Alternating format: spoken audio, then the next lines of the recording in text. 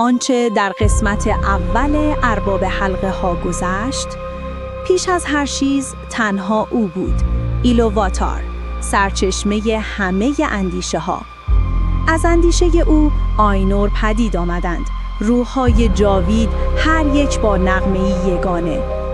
آنان سرودند و موسیقیشان جهانی تازه را در خیال زاده بود. اما در میان آنان یکی سر برآورد، ملکور.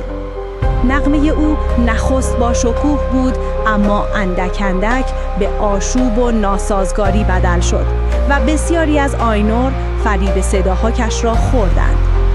ایلوواتار برخاست. هر بار که ملکور شورید، او با نغمه‌ای نوتر پاسخ داد و از جدالشان موسیقی ژرف‌تر و با شکوه‌تر شد.